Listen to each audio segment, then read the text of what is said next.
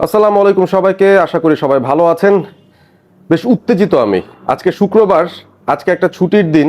আজকে বাংলাদেশ ইন্ডিয়া এ দলের মধ্যকার এশিয়ান রাইজিং স্টার্সের এশিয়ান কাপের যে টুর্নামেন্টটা, সেটার সেমিফাইনাল ছিল এবং ম্যাচটা যে শুরু হওয়ার আগেই একটা এক্সাইটিং এনকাউন্টার হতে পারে সেটার ব্যাপারে কিন্তু একটা ধারণা আমরা পেয়ে গিয়েছিলাম। ঠিক কয়েকদিন আগেই হামজার বাংলাদেশ ইন্ডিয়াকে 1-0 গোলে ঘরের মাটিতে সিনিয়র টিম হারিয়ে দিয়েছে 22 বছর পর, এবং বাংলাদেশের আকবর আলীর আন্ডারে এই এ দলটারও ইন্ডিয়াকে হারিয়ে এই এশিয়ান কাপ রাইজিং স্টার্সের ফাইনালে যাওয়ার একটা সুবর্ণ সুযোগ আজকে ছিল। সেই সুবর্ণ সুযোগটা বাংলাদেশ নিতে পেরেছে কিনা সেই বিষয়টা নিয়ে আজকের ভিডিও। এবং বুঝতেই পারছেন কেন আমি উত্তেজিত। তার কারণটা হচ্ছে, মানে এটা আসলে স্পোর্টসের এন্টারটেনমেন্ট ভ্যালুর থেকে উত্তেজনাটা আসছে, ব্যাপারটা এরকম না। ভেতরে একটা রাগ, ভেতরে একটা ক্ষোভ, ভেতরে একটা অমানসিক যন্ত্রণা, সেখান থেকেই কিন্তু আসলে আলোচনাগুলো করছি। এবং আমি নিশ্চিত আপনারা যারা ভিডিওটা দেখছেন আপনারাও ঠিক একই রকম অনুভূতি নিয়ে বসেছেন নিশ্চয়ই। এই খেলাটা শেষ হওয়ার পর আসলে মাথা ঠিক রাখা কোনোভাবেই কিন্তু সম্ভব না। ক্রিকেটে ড্রামা হতে পারে, ক্রিকেটে সুপার ওভার হতে পারে, ক্রিকেটে অনেক ধরনের অবিস্মরণীয় ঘটনা ঘটতে পারে, তবে সেখানে কিন্তু কোয়ালিটি ক্রিকেট দিয়ে সেই ঘটনাটা ঘটালে ব্যাপারটা অন্যরকম হয়ে যায়। আপনি 2019-এ ইংল্যান্ড ভার্সেস নিউজিল্যান্ডের ওডিআই ওয়ার্ল্ড কাপ ফাইনালটার কথা চিন্তা করেন, যেটা সুপার ওভারে গিয়েছিল। সেখানে কিন্তু দুই দলের কাছ থেকে আমরা কোয়ালিটি ক্রিকেট দেখেছি এবং যে দল একটু বেটার ছিল, একটু প্রেশারটা নিতে পেরেছে, তারা জিতেছে। বাট বাংলাদেশের কেসে সব সময় এমন হয়, জেতা ম্যাচটা আমরা হারতে থাকি, জেতা ম্যাচটা এমন একটা পরিস্থিতিতে আমরা চলে যাই যেখান থেকে আসলে হেরে যাওয়াটাই বোধহয় শ্রেয় মনে হয়। এমনই এক কিছু পরিস্থিতি আমরা তৈরি করে ফেলি এবং কমন সেন্সের অনেকটা অভাব আমরা কিন্তু সেই সময়টাই দেখি। এবং কাদের কাছ থেকে দেখি? যাদের কাছ থেকে আমাদের এক্সপেকটেশন সবচেয়ে বেশি। একদম শুরু থেকে যায়, কিছু ভালো জিনিস নিয়ে আসলে শুরু করা যেতে পারে ভিডিওটা। বাংলাদেশ আগে ব্যাট করেছে ইন্ডিয়ার এগেনস্টে এবং এই ইন্ডিয়া দলটার এগেনস্টে বাংলাদেশ তারা 194 রান করেছে 6 উইকেট হারিয়ে। ইউজুয়াল সাসপেক্টস কারা ছিলেন? অবশ্যই সোহানের কাছ থেকে একটা বড় ইনিংস এক্সপেক্টেড ছিল, তিনি একটা 50 পেয়েছেন, ইম্পর্টেন্ট একটা ইনিংস ছিল সেটা। অবশ্যই এক্সপেক্টেড ছিল আকবর আলী, ইয়াসির আলী রাব্বি, মাহিদুল অঙ্কন, তাদের কাছ থেকে স্ট্রং পারফরমেন্স, কারণ আমরা নাকি শুনছি যে তারাই অ্যাপারেন্টলি নেক্সট ইন লাইন বাংলাদেশের টি20 ন্যাশনাল টিমে যাওয়ার জন্য। এই তিনজনের পারফরমেন্সই কিন্তু খারাপ হয়েছে, তিনজন কিন্তু পারেননি, জাওয়াদ আবরারও পারেননি।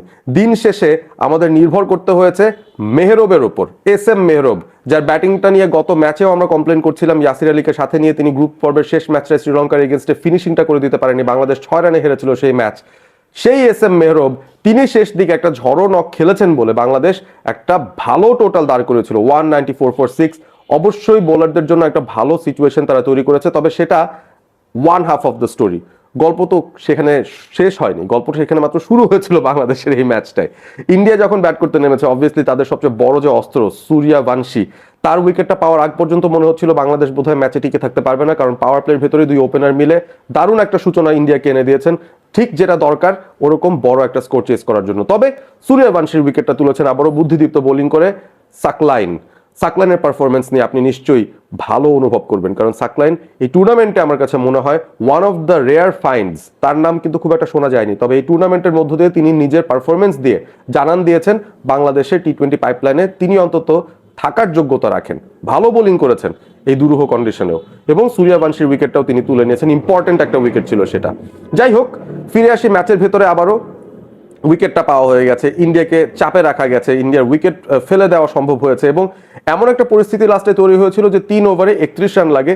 সেই সময়টায় 18তম ওভারে রিপন মন্ডল এসে এমন একটা ওভার করলেন, অস্থির একটা ওভার করেছেন, 6 বলে 6টা ইয়র্কার। এবং এই ধরনেরই একটা সুপারলেটিভ কোয়ালিটি পারফরমেন্স আমরা কিন্তু আমাদের বোলারদের কাছ থেকে আশা করি আন্ডার প্রেশার।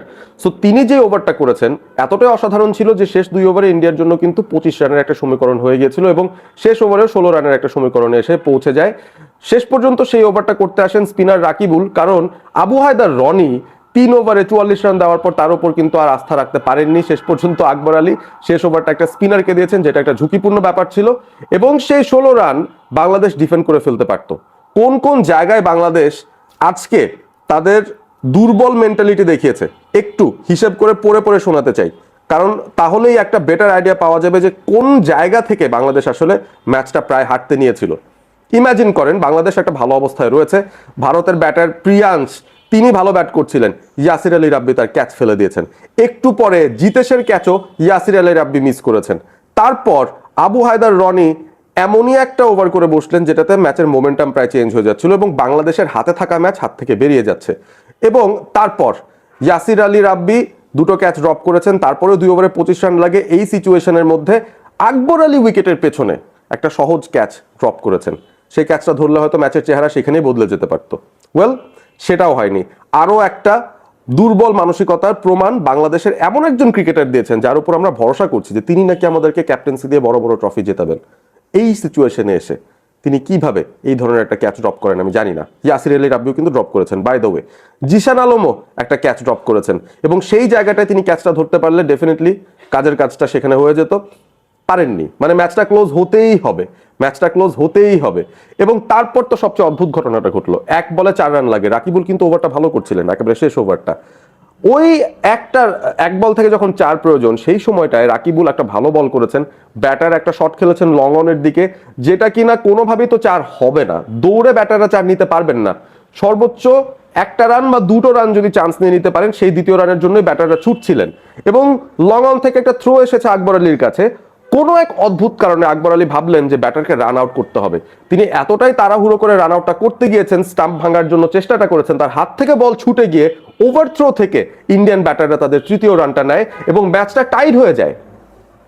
আকবর যদি বলটা ধরে শুধুমাত্র বসেও থাকতেন চুপচাপ, তারপরও কিন্তু বাংলাদেশ 1 রানে ম্যাচটা জেতে। আমি জানি না কেন তিনি সেই রান আউটটা করার চেষ্টা করছিলেন যখন ইন্ডিয়ান ব্যাটাররা দ্বিতীয় রানের জন্য ছুটেছে। একটু এক্সপ্লেইন করেন। এটাই বাস্তবতা বাংলাদেশের ক্রিকেটের এই মুহূর্তে। তবে ওই যে আমার থাম্বনেলটা দেখে নিশ্চয়ই বুঝেছেন কার কথা আমি বলতে চাই, যিনি হিরো হয়ে গেছেন শেষ পর্যন্ত, আমাদেরকে বাঁচিয়েছেন শেষ পর্যন্ত। ম্যাচটা সুপার ওভারে যাওয়ার পর ইন্ডিয়া যখন ভেবেছিল যে তারা কিছু একটা করে দেখাতে পারবে, ইন্ডিয়াকে আগে ব্যাট করতে নামতে হয়েছিল, এবং প্রথম 2 বলেই Ripon Mondal, the real Ripon of Bangladesh cricket, টানা 2টো বলে 2টো উইকেট তুলে নিলেন। প্রথমটা ছিল পারফেক্ট ইয়র্কার, স্কুপ করার চেষ্টা করে ব্যাটার বোল্ড হয়ে গেলেন। পরের বলটায় উঠিয়ে মারতে চেয়েছিলেন ইয়র্কার, বলের নিচে ব্যাটটা নিতে পারেননি, কাভারের ফিল্ডার ক্যাচ ধরেছেন। 0 রানে ইন্ডিয়া অল আউট হয়ে গেছে সুপার ওভারে। বাংলাদেশের জন্য জয় পেতে মাত্র 1 রানের প্রয়োজন ছিল। সেখান থেকেও কি ম্যাচ হারা যায়? পরিস্থিতি কিন্তু সেদিকে চলে যাচ্ছিল। বাট তার আগে অবভিয়াসলি বলতে চাই, the real Ripon Mondal of Bangladesh cricket টানা 2টো বলে 2টো ইয়র্কার দিয়ে উইকেট তুলে নিয়েছেন। আজকে আমার কাছে মনে হয় তিনি প্রমাণ করেছেন টি-20তে কতটা কার্যকরী তিনি হতে পারেন, যদি এই স্কিলটা আর একটু শানিত তিনি রাখতে পারেন, মাথাটা ঠান্ডা রাখতে পারেন, কমন সেন্সটা যদি ব্যবহার করতে পারেন। আজকের এই রাতে অন্তত রিপন মন্ডল আমাদেরকে আমাদের ক্রিকেটের বাস্তবতা দেখিয়েছেন। মানে সহজ ম্যাচটা কঠিন কিভাবে করতে হয়, তারপর কিভাবে এমন একটা অবিশ্বাস্য কাজ করতে হয় যেটাতে প্রতিপক্ষ একেবারেই নাকানি চুবানি খেয়ে যায়। সো ইন্ডিয়া 0 রানে আউট হয়ে গেছে, সেটার পেছনে রিপনের একটা কাজ ডেফিনেটলি ছিল। টানা 2 বলে 2টো উইকেট নিয়েছেন, এটাই বাস্তব। আমরা তখন কিন্তু খানিকটা খোশ মেজাজে ছিলাম যে হ্যাঁ 1 রান লাগবে বাংলাদেশের, এইখান থেকে তো আর স্লিপ করা যায় না, এইখান থেকে তো আর চোখ করা যায় না। নেমেছেন কারা কারা? ইয়াসির আলী এবং জিশান আলম নেমেছিলেন বাংলাদেশের হয়ে ব্যাট করতে। দরকার কি? 6 বলে 1 রান। সুপার ওভার চলছে কিন্তু 6 বলে 1 রান দরকার ম্যাচ জিততে হলে। সেই ইয়াসির আলী রাব্বি প্রথম বলটায় একটা ছক্কা হাঁকাতে গেলেন, এন্ড গেস কি হয়েছে? সেই জায়গাটায় লং অনের ফিল্ডারের হাতে ধরা পড়েছেন। বাংলাদেশও 0 রানেই একটা উইকেট হারিয়েছে। এবং তারপর নেমেছিলেন আকবর আলী, এবং দ্বিতীয় যে বলটা, ভাগ্য ভালো বলটা লেগ স্টাম্পের বাইরে দিয়ে বেরিয়ে গেছে অতিরিক্ত টার্ন করে, না হলে কিন্তু বাংলাদেশ আরো বিপদে হয়তো পড়তে পারতো। ওয়াইডের সিগন্যাল আম্পায়ারের কাছ থেকে এসেছিল, এবং সেই সাথে বাংলাদেশ ওই ওয়াইডের 1 রানের কারণে কিন্তু বেঁচে গেছে, ম্যাচটা জিতে গেছে, যেটার পুরো কৃতিত্ব শেষ পর্যন্ত দিতে হবে রিপন মন্ডলকে।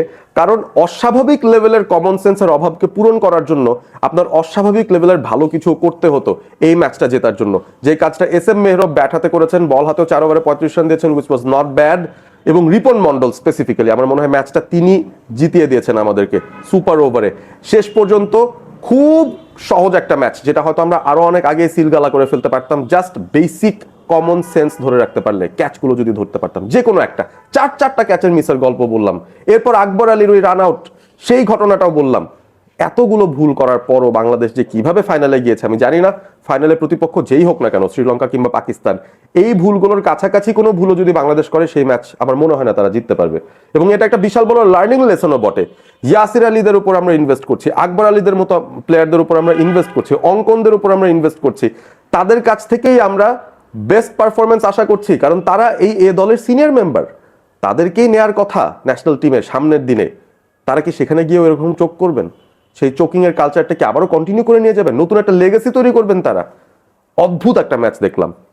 কমেন্ট করে জানিয়ে দিন এই ম্যাচটা দেখে আপনার অনুভূতিটা কেমন ছিল, এবং বাংলাদেশ আসলে কি ফাইনালে যাওয়াটা ডিজার্ভ করে কিনা।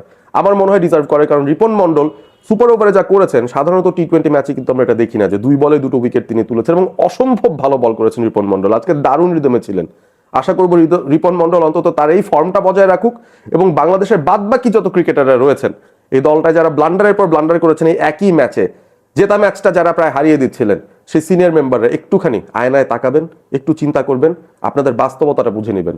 রিপন মন্ডলকে গিয়ে জিজ্ঞেস করতে পারেন যে হা হা হা, এটাই বাস্তবতা, এটাই বাংলাদেশ ক্রিকেটের বাস্তবতা।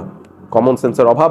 কবে আমরা সারিয়ে তুলবো, কবে আমরা এসব ক্লোজ ম্যাচকে ক্লোজ হতে দেব না, কবে মাথা ঠান্ডা রেখে কমন সেন্স বজায় রেখে প্রফেশনালি একটা ম্যাচ শেষ করব, সেই দিনের অপেক্ষায় আমরা থাকলাম। ভিডিওটি ভালো লেগে থাকলে অবশ্যই বন্ধুদের সঙ্গে শেয়ার করবেন এবং সেই সাথে সাবস্ক্রাইব করতে ভুলবেন না। অল স্পোর্ট এবিপি প্রায় 6000 সাবস্ক্রাইবারের কাছাকাছি আমি পৌঁছে যাচ্ছি, আমাকে সাহায্য করবেন প্লিজ। তাহলে অবশ্যই অনেক অনেক ধন্যবাদ, অনেক অনেক দোয়া থাকবে আপনাদের সবার জন্য। ভালো থাকবেন সবাই।